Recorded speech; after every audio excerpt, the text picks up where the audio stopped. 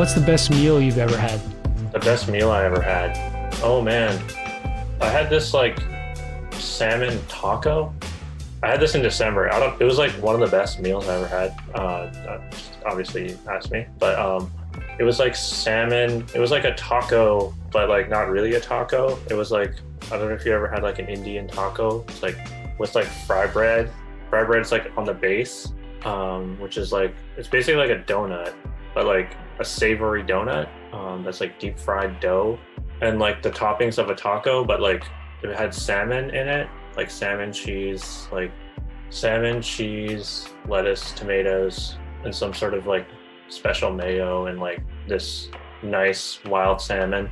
And I was in Merritt. I was like making a documentary about an ultra runner, actually, a kid. I think he was like 19 or 20. He was about to run on a marathon, and we documented his second time trying to run 100 miles straight. But he did it. He ran 100 miles in 36 hours.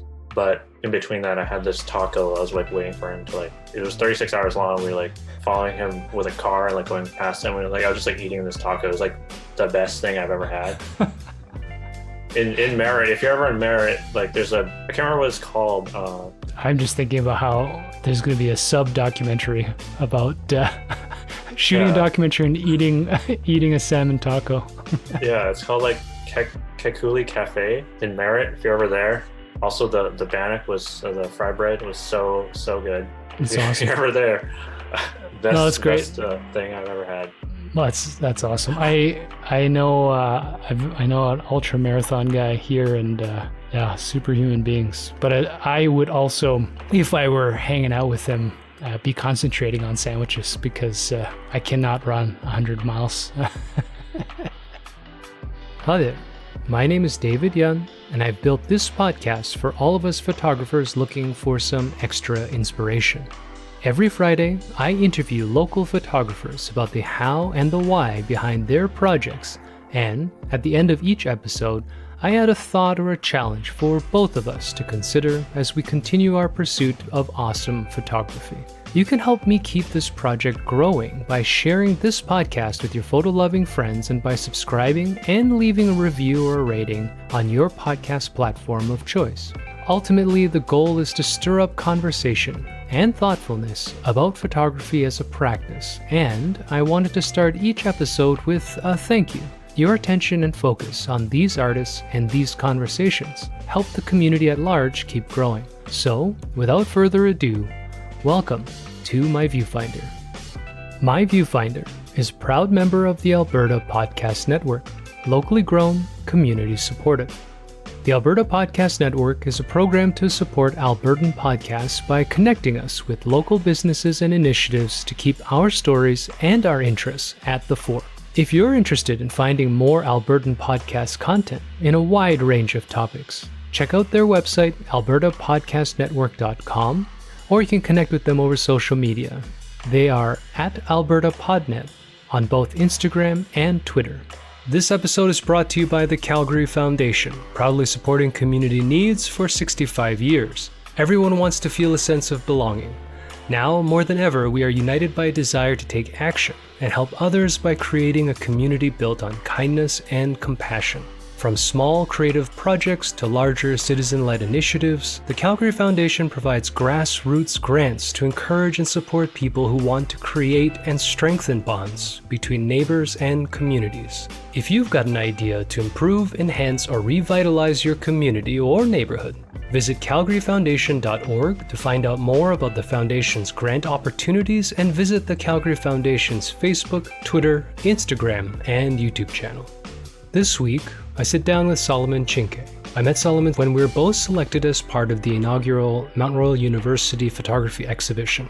His work at that show really grabbed a hold of me. It was a window into the experience of some First Nations people. As a migrant from Toronto, where, at least in my experience, the city is not nearly as connected to reparation as we seem to be here in Calgary, I was struck by the access and the humanity of those photos. So now we get to meet finally, albeit over Zoom, several years later, and I get to learn where he is, how he came to be here, and how he keeps building upon his life experience to tell not just his stories, but the stories of his community and so many communities like his.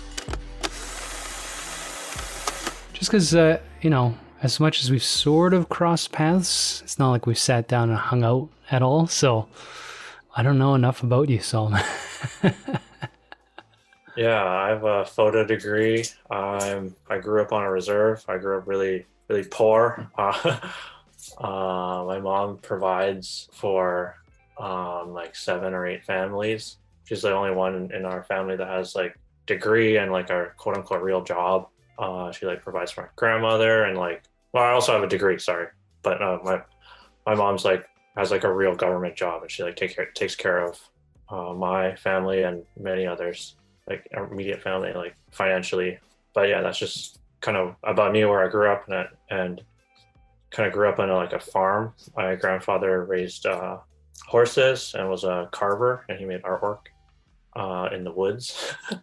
So we had I grew up around horses a lot, cattle and things like that, like wildlife.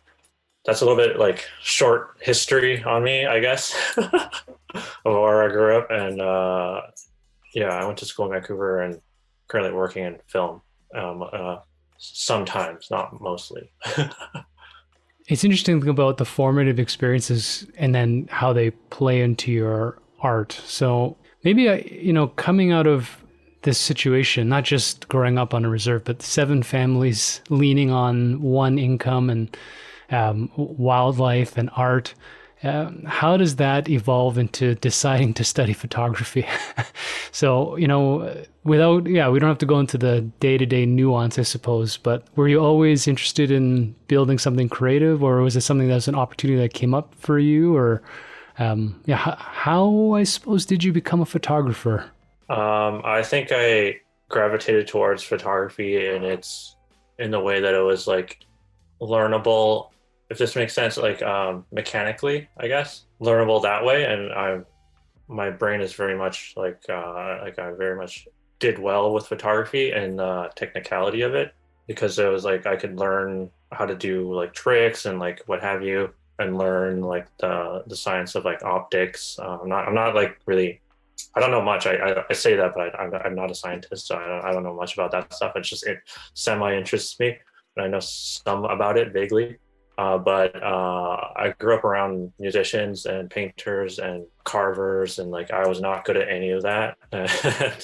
So like my dad was a painter, and my mom worked with textiles and screen printing and sculpture and beading, a lot of things, and I was not good at most of those. And my uncle gave me a camera, and we started making films. And I really we made like horror films. We were kids. But when I was like 14, and then I hung around skateboarders, and they were all like into like I was the worst skateboarder, so I would film everybody, and I would always like break my bones, so I couldn't even skate that much anyway. So that's how I gravitated towards photography, was through my lack of creativity, if that makes sense. I mean, like I think I'm all right now, but yeah. Maybe you were more looking for a medium to express yourself in. Exploring. Yeah, I wouldn't say that you're not creative, but yeah, I mean, so when you go to school, I understand this idea of mechanics, and I was going to quip a little bit that, yeah, we love lenses, but we're not out to engineer new ones. So when I see like a cross section of a lens, I'm like, holy shit, how does, who invents this stuff? But it is neat. But yeah, that's for scientists. But, when you're going to school and you're learning and developing, what is it about? Are you shooting exclusively black and white film still? Or like, I'm not on social media, so I don't know what projects you're on. I mean, I bought your book, which was black and white photographs. I think it's a collection, right? I have it somewhere, but that's a cool book. And whoever designed did you do the layout for that too? Yeah, I did. Pretty slick. So very creative. I'll give you that credit. What is it, what's the development process of photography for you? Like, do you think looking back that, what does it take for you to make the photographs that you make? So for example, I interviewed Tyler, and he also comes from sort of a skateboarding aesthetic. So there's correlation, I think, with streets or greenness, getting on the ground, being part of an environment. And actually, now that you brought it up, I do feel like I feel that in your work. Would you consider yourself almost documentarian or a street photographer, or is there more of a art vibe and a representational vibe, or like how would you describe yourself and your work? I guess documentarian. I think that a lot, all my work is based around documentary, and that's primarily what I focus on. I do other things, but those are like private. When it comes to producing works, I tend to focus on, or not necessarily focus, I just tend to shoot all the time and make sense of it later. If anything makes me feel something, or like anything, any sort of remote feeling of anything, I will take a photo if I am given the chance. And a lot of my exhibitions and photo books and things have been around, or I made one photo book. I made like a little zine before, but that was like for school. I try to focus around, or I try to not focus and then try to just shoot and then think of it later. And I primarily do use black and white photography, black and white film. Sorry, let me rephrase that. Let me rephrase that. So can you ask me that question again? Can I? That's a good question. I think the shortest thing was, would you describe yourself as a documentarian photographer? And I will add on, having heard part of your answer, how intentional is the narrative building? So when you're telling these stories, so it sounds like you take photographs essentially maybe every day or all the time, but you're coming back to them. So yeah, you're in the environment, you're impelled or compelled to take a picture, it sounds like intuitively or emotionally. But sometimes I hear these documentarian or journalistic people, they almost sound like they have an intent before they enter into a project. So where do you kind of see yourself on that spectrum? Yeah, I do consider myself a documentary photographer, and there is some intent to my photographs, although I try to be more emotional or reactionary to how I feel about a situation. The intent of my photos are largely based around, I have a lot of feelings about like colonialism and how I don't like it, and obviously not good, and just documenting Canada like as a whole, as a I don't even like the word Canada or it as a concept, but obviously it's real, and it's like we're living here, and we're governed by it and the laws that are here. But there is some intention to like, I try to go to like, I guess anywhere is like, I try to go to like reserves a lot and like document those places however I see them. And also I like to document rural towns and cityscapes. I have a lot of like emotions around Calgary as a place, and I love documenting Calgary and the surrounding reserves around there. Not all of them are like, I'm not from most of those places as a community person. Like I'm not Blackfoot, I'm not Cree, I'm not Dene, I'm Nakota, and I can only speak from my Nakota lived experience in documenting in Alberta. But there is a bit of intention to, like, I'm trying to go in a direction of documenting these places, because a lot of documentation of Native people and the history of like documentary photography has been very colonial and very sort of from this place of objectivity. And I don't think anyone is objective, but sorry, I'm trying to get this huge idea in words, but like a lot of my photographs are random, but once I sequence them, that's where they are made sense of in my head and in the way I publish and show work. But I like to just document so like all the time. Yeah, I don't know. I just love taking photos all the time, and a lot of times they come out very, very sad and very dark in the things that I show, like actually publish or some of the exhibitions and the book I published.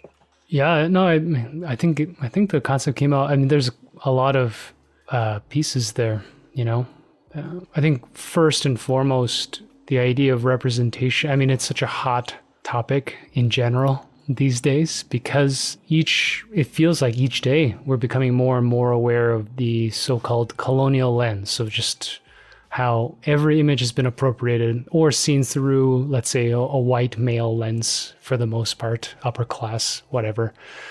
But you also brought up, this idea of both wanting to tell an authentic story from within, but also how between different peoples, there's still a separation. So, the colonial idea is that all Native or First Nations people are exactly the same, and that's impossible. But that is one of those lies. It's like every subculture, like all African Americans are the same type of people, all Asians are the same type. It gets exhausting. So there's so much nuance.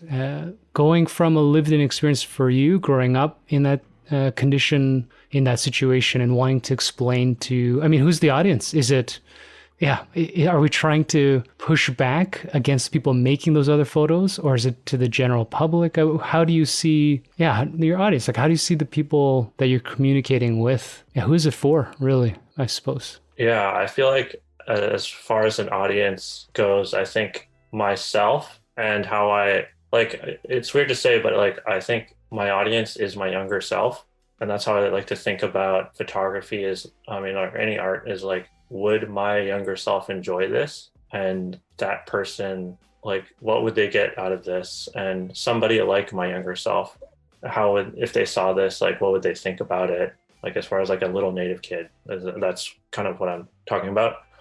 Would they understand necessarily what I'm trying to do, or how they feel about the work that is being produced, that I make, I guess. And that's kind of who my audience is. And it's great that other people see it and it's cool, but it's not really my concern or what I'm trying to do. And I like to distribute things and show things where and wherever possible, either free or low cost, and get some of my books or things I made to my actual community in Morley, and just show things there, or other reserves if I can. That's kind of my audience, I guess. How old are you now, Solomon? I am turning 25 in a few days. Okay. Yeah, I was going to say, you look young. I only bring this up because I want to ask you this. How would you define younger? So is it what's different about who you are today, and who are you sending a message to? Because I love this idea that essentially you're writing letters to yourself. So it sounds like you've got a sense that your perspective has evolved, or something's changed. Do you have a definition of what that thing is? Otherwise, there would be no message because you would just be the same person. But, what is it that's different as you've grown up? That's a huge question. How am I different than when I was a younger person? Obviously, age, obviously, just lived experience of just being an adult in the world. But to get to a different question that you didn't ask, but I think that my younger self, if I'd like to, my younger self could also be yesterday.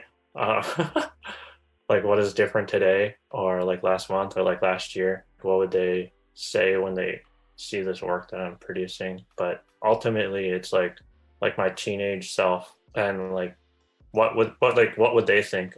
Specifically, I don't know, 14 to 16. That's specifically who I'm trying to target, I guess. And that's just I don't know, because obviously very formative years, and kind of cemented, obviously formative years cemented how I am today, and those kind of values I had when I was that age still carries through, but I have a lot more lived experience. I don't know, I'm trying to find what is different that I am now. Would you say, is it a matter of, I don't know, naivety, or I find for myself as I get older, I realize that everything is much more complex. So when I was a teenager, when I was in my 20s, even when I was in my 30s, and now I'm in my 40s, I mean, it's not necessarily decade by decade, a personal maturity. You know, when I was young, I met 20-year-olds who kind of like seemed to know a little bit better than me the realities of their situation. But I was just kind of an idiot. And it took a lot of lived experiences for me to realize that I actually don't know a better way to do X, Y, and Z. And so instead, I've got to do something like this, listen to both young artists, older artists, people in and out of the field, because the opinions that I have, let's say about photography, they may not be unfounded, but they're very biased because they're within my brain.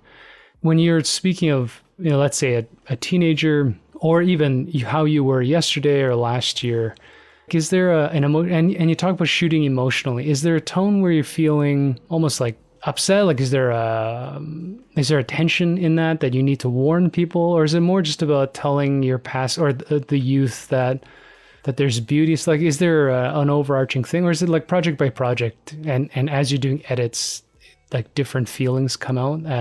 What makes this hard is because you're wanting to shoot emotionally. So I'm challenging you to make it rational, informative. So I apologize, but I don't know. Does that make sense? I'm just interested in that part because it's fascinating to me. I've never thought about my work that way. Yeah. Shooting emotionally could mean for me, like, what's that called? I mean, I often am like, I don't know, I suffer from PTSD. So sometimes I just feel like super, super anxious, and photography kind of calms me down. That's like one thing of like shooting emotionally. It's like I see this thing, like I close off the world for a second, and then all I'm focusing on is what's in my viewfinder. And that could be a flower, that could be a man smoking a cigarette, feeding birds. I don't necessarily share everything, or it could be like a piece of garbage on the ground, or it could be like a beautiful landscape with a chair that's like thrown on the ground, or like a dilapidated chair or something like that. That's kind of like, it's just how I personally am feeling, like my emotions in this exact moment, and then like trying to just either focus on it and think about it deeply while I have this camera to my eye, or like, I don't know. I saw one picture that really sticks in my mind is like, there's this photo of this kid. It's in the back of that book that I made, which is called like Wahiamba Ozazatapa, which means chasing sunlight or daylight or summer. That's what that means in Dakota. But there's a picture in the end of it where there's this kid sitting on the floor of a gym or something, and there's a door in front of it, and there's like this like party going on. That was like a wedding, but I don't know why. Like, it just like I felt super emotional for this kid, and I just like had to take this photo. Like, it was just like a random photo I snapped. It wasn't like I felt a lot after I took the photo, but I only took one. After I took the photo, I just sat there for a while. I like stared at this kid until the mom came and picked him up and like dragged him away. That was one of my nephews. I have so many, but that was like a wedding, one of my cousin's weddings that I happened to roll by at because it was at a community gym. I was just like walking around the town in Morley because I just walk around town whenever I'm there, just wander around. They didn't tell me they were getting married, but like I just stumbled into this. But I saw this kid laying on sitting on the floor, and I just I took the photo, and then after I felt a lot of emotions about like, I don't know, just about being a kid and on the reserve. Like, this kid has no idea what's going on. He's just a baby. Like, I mean, that's like one like emotion that I was feeling. But like, I think that other people, like other kids, like, I mean, I guess it's a universal feeling of just remembering, I guess, family gatherings growing up. I don't know. I'm kind of rambling on here, but yeah, that's one image that really like I remember taking, and it had an impact on me. Although, I don't know, some people may look at it and be like, whatever, which is cool. And I also I'm like trying to reject some of the ideas of like street photography where it's like, you should be emotionally detached from this image, blah, blah, blah. Like, there's like so many like hard and fast cutthroat rules about documentary photography, which I'm not interested in or don't care about, because I don't know, it's like, I'm not out here trying to be like a magnum photographer or something like that. I don't know. I'm just trying to like make photos of my community and like reserves in Canada, how I see them. And I'm not a purist at all. Like, I use digital techniques. I don't usually like modify photos unless it's like really obvious that I like messed up someone's face. Like it's super obvious. Like I don't know. I used to do photo manipulations all the time when I was younger, and I did one recently, but it's like very obvious. Anyway, that's that. Yeah, I hope that answered your question. Yeah, it's interesting when you bring up sort of the tone with street photography. That in itself seems so colonial. This idea of detachment and objectification, right? I mean, I can't really shoot on the street for the same reason anymore. There's just something, I don't know, possessive or not necessarily violent, but manipulative a little bit. And it sounds like maybe what drives you is this, I don't know, would you say compassion or emotional resonance, maybe?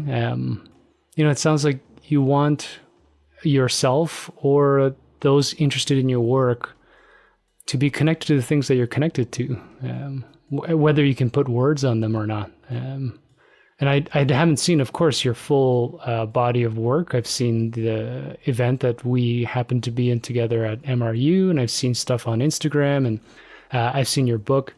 But would you say that, is there like an overarching tone when you do edits? Or, are there sort of moments where you're like, this is a really celebratory moment, and this is a moment of naivety, and this is a moment of anger? Or is there actually like, do you have a position where it's like, fuck you, fuck this, or, I don't know. How do you feel when you go through this? Because it must be quite a roller coaster, I feel like, going through a bunch of images, because the way you're shooting, I mean. Yeah, so I make most of my, like almost all of my projects that are sequenced at my grandma's house, which is in the mountains. I go there every summer and I spend some time just drinking coffee and smoking cigarettes. I don't really smoke, but sometimes I do. When I'm at my grandma's house, I smoke. But I sit there and I look at my catalog, which I've deleted several times. I have deleted several times, but like rebuilt it. And I look through 50,000 images and sequence a new sequence every time.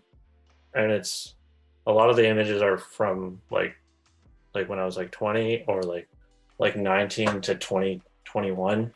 I have like made work with like recent stuff, and like not really. Most of my projects are from that time of like 2015 to 2017.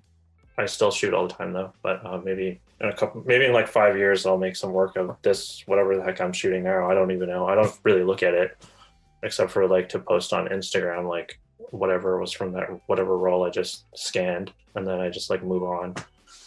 Maybe I'll make something of it, but yeah, like whatever, like, I don't know. It's just like, it's like a weird puzzle piece in my head when I'm just sitting at my grandma's house and I'm like, oh, I see this image, and then like collect these images like on Lightroom and then narrow it down to like, this is a new collection of whatever the heck that seems like it fits something, some sort of idea. Like I have like lots of folders of like, this could be an idea, maybe.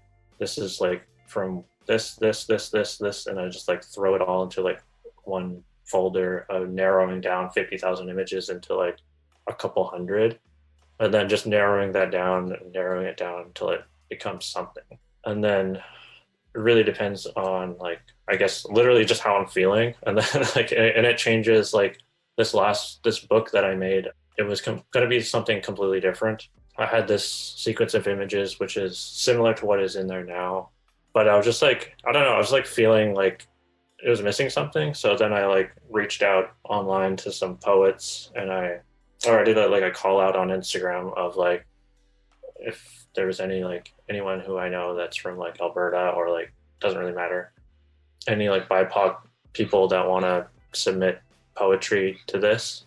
And I gave them the sequence of images, which was different to like what is now. But I asked them if they wanted to, if they felt compelled to write something in response to what these images are. And then that's kind of how that came about. And it was very loose. Like I did not give them any, like that's literally as much as I said. And that's kind of like how I like to work, is just like, I don't really like to direct things very strictly, because I I don't know. I feel like the world and its randomness is more creative and more interesting than what I can personally like come up with of like where I want to direct this, if that makes sense. And that's also kind of like how I shoot also. It's like the randomness of like what I see is like more interesting than if I could, and that's why I don't work well in a studio and like not good at illustration of like coming up with ideas. I like to see things happen and like document. Like I don't know, I'm doing this project right now in Vancouver here, and I'll share it because it's kind of stupid, but I'm documenting the way people organize garbage. Like there's some like really ornate organization of garbage here that's like stacked in this beautiful way. And maybe that will be my next project. I don't know. I have a lot of images of the way people stacked garbage in this very beautiful way. It's like sculptures. It's like amazing. So that's like one of my projects is that it's like really kind of dumb, but like I enjoy it and I think it's beautiful the way whatever people are doing here. In alleys, like I'm walking down alley. Like I've been very interested in walking down alleys and seeing the garbage everywhere. I guess whatever city I'm in, I walk down alleys a lot, and like in industrial areas, that's where I gravitate to in cities. I don't really gravitate towards populated areas, which is like kind of different to like a lot of street photographers do. And I'm kind of I've been more interested in like the things that people like leave behind, or like things that are found. I hope that answered your question. No, that's great. I mean, there's of course that saying, "One man's trash is another man's treasure," but I think it suits you in the sense of the idea of intuition and spirituality, and you know the counter to that is like the studio idea of control, right? And manipulation, really. Like I also have trouble in studio and portrait sessions because my instinct is to, let's say, photograph a client or a person as they are, and nobody actually wants that. You know, they want that. Yeah, they want how they wish they could be or how they want to be perceived. And you know, like the one thing that I've learned to be able to tell people is just about posture, but I don't. Fuck, man, like, you know, it's alien to me to feel like I know better than a person how they ought to look. But I don't mean that in a disrespectful way for people who are very good at that. I also, like you, I mean, I don't shoot nearly as much as you do from the sounds of it, but I mean, just yesterday I took a picture of trash because it made this like little pyramidal structure. And all I'm thinking about, if you ever get this project, is what a great reflection on human nature that might end up being. You know, it's like, it's telling you something about the people that live there or work there or something, more than what they might wear, how they cross the street. I mean, now I have a lot of tension with what is historically considered street photography at this point. I don't know how many crosswalks need to be represented in a photograph anymore, but yeah, it sounds like a spiritual process, really. I mean, I'm using that's a funny word, might be intimidating, but it is like, to me, it sounds like there's something very emotional about it, which is inspiring. I don't know. It's cool. I like the idea that photographers should be out taking pictures just because they feel like it. Yeah. I think there is some sort of spirituality to some of the way I work, but I kind of sort of consider myself like a semi-spiritual person, if that makes sense. I grew up around a lot of spirituality, and I grew up on a lot of religion. And in my younger years, I like kind of rejected a lot of that stuff, and I was very much like interested in like science and those things. Not to say that those things are in opposition to each other, but sometimes they can be. But in terms of religion and spirituality, I do appreciate sort of the dedication to that, and I kind of admire that a lot, and I take that in my work, is try to be like, I don't know, it's like a ritual, I guess. Like photography, it's like I do this every day.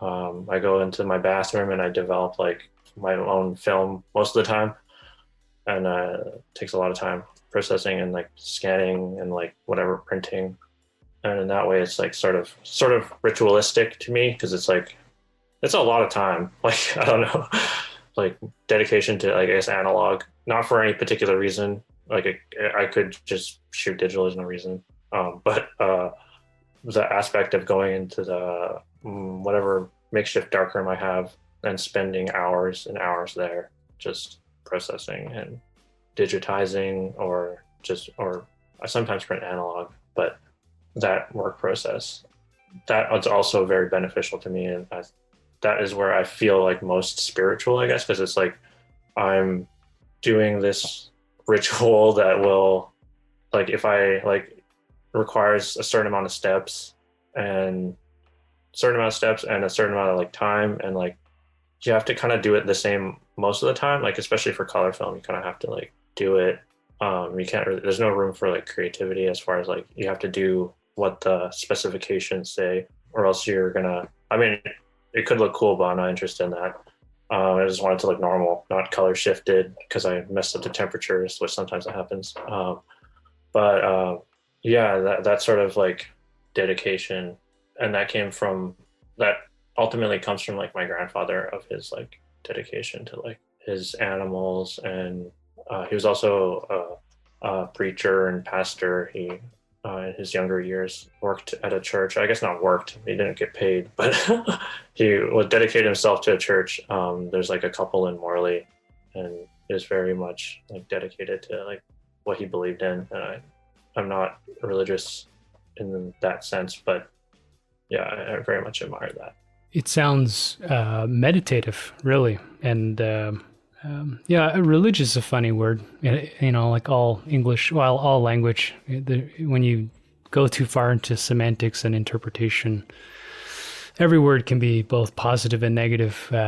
So I also, when I hear religion, I can get my back up a bit, because, yeah, formulated, biased, and often violent opinions come from larger religious structures, generally because of colonialism, or maybe underpinning colonialism. But the term religious can also mean discipline, right? And commitment. I was going to ask you, but you answered it. You know, where do you think this comes from? And the reason I was going to ask that, I have struggled my whole life with discipline. I'm a very undisciplined person by nature. And I'm reading this book.